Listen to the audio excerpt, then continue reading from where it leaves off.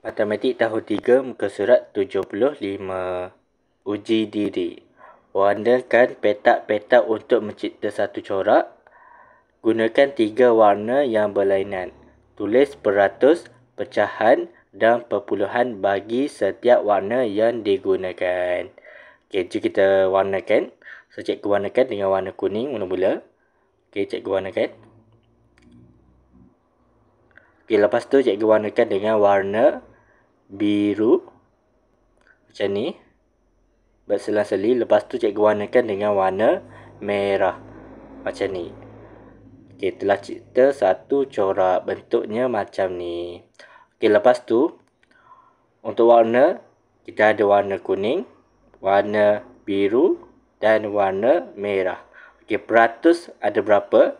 Okay, jom kita kira. Warna kuning 1, 2, 3, 4, 5, 6, 7, 8, 9, 10, 11, 12, 13, 14, 15, 16, 17, 18, 19, 20.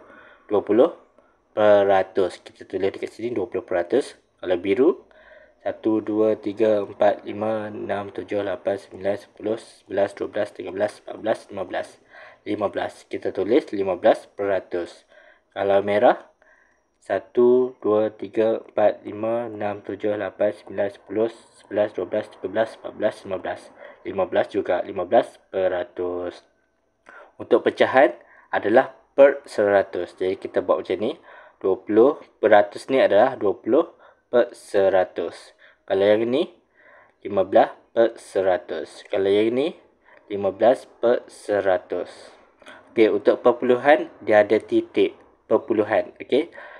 Kalau yang ni 2 kali 0.20. Okey, 2 kali. Kalau yang ni 0.15. Kalau yang ni 0.15 juga. Jadi ini adalah jawapannya.